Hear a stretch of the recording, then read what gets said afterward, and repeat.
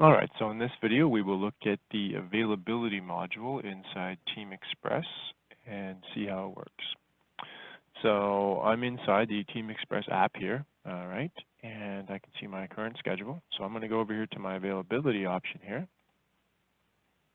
And this is where I will submit my availability. Now, just to explain what this is used for. So this may or may not be something that your company has decided to use, but what it's meant for is for you as the employee to indicate to your employer what days, and even more specifically, what times of day you would prefer to work, or when you're available to work.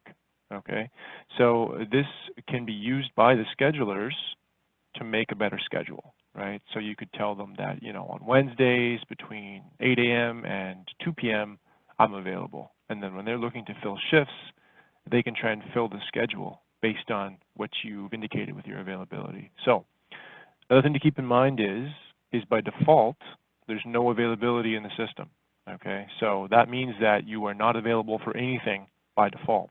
So you do need to come in here and indicate when you are available. The system won't assume you're available until you plug this in, okay?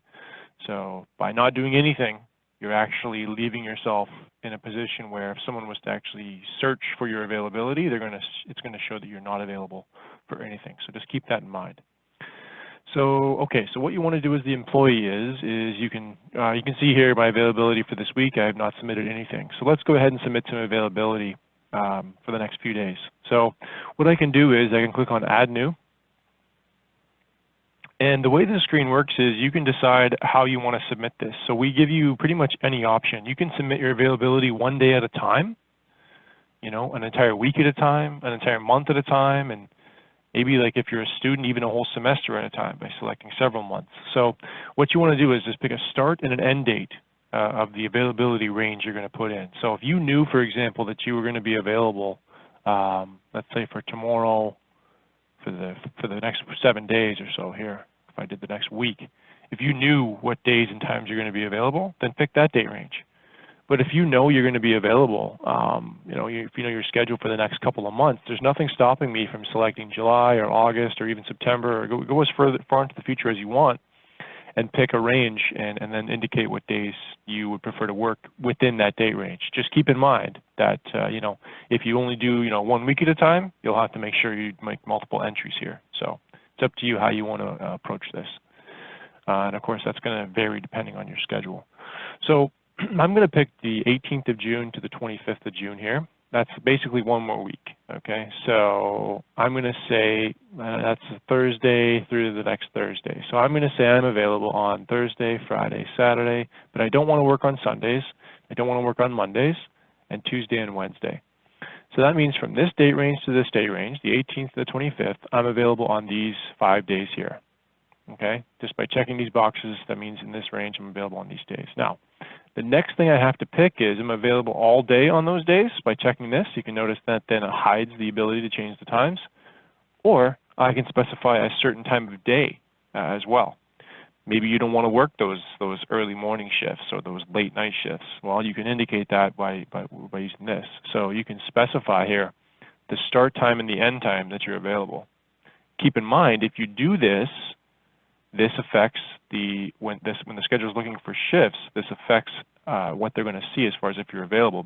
For example, if I set this to 8 a.m. till, let's do 4 p.m., right? I'm available between 8 a.m. and 4 p.m. Well, if they have a shift that starts at 8 a.m. and runs till 5 p.m., you will not be shown as available because you don't meet all the hours within the time frame of that shift. So just keep that in mind. That as far as how your shifts, you'll know your organization how your shifts are scheduled usually, as far as the length and the days and times. Keep that in mind when you're plugging in these times, that you may end up not getting a shift if you don't make this end time, cover the entire length of a shift. So just keep that in mind. And then the only other thing here is you'll see it's set to a type as available. So there's nothing to do there, just leave that set, but that just says you are available. So I've put in this from the 18th to 25th, Tuesday through Saturday, 8 a.m. to 4 p.m. That's when I'm available for this next week. And all I have to do is click Save, and it says Success, and it gets added. And this basically gets added as an availability recurrence, and it happens for this particular week, the 18th to 25th. This is when I'm available. Now what I can do is I can go back and I can see that I've got this availability. If I want to add another record, I can do that, add new. And if I want to go ahead and say now from the 26th to the, I don't know, July 11th, I am available on Mondays, but I'm not available on Tuesdays, and I'm available on Wednesday, Thursday, Friday, etc. And pick a different setup for that, because maybe on those weeks, maybe your schedule is different. You know, maybe you have other things you need to do. So you can plug it in that way. And then again, you can decide if that's all day or, you know, a certain time, and you just click save. And it's very easy to just go through here and plug this in, okay? Now, don't forget, if you want to plug in a special availability on one day, like if you were to pick, let's say you know that on July 15th, okay, July 15th is the Wednesday, you're available, you know, between, you know, I don't know, you know, 8:15 p.m. and 2 a.m. You could do that too. One day at a time is totally acceptable. Just adds another record like that. So what you'll want to do is go through here, plug in your availability, and what that'll be used for is that your scheduler can then, you know, give you a schedule that hopefully matches up as best as possible with your availability, and it should be a win-win. You're going to get shifts hopefully that match up with when you would prefer to work or when you can work, and the scheduler is going to get people who are available during those times and more likely to be able to show up without any issues for the shifts. So that's pretty much all there is to it. That's it for this video, and we'll talk to you again next.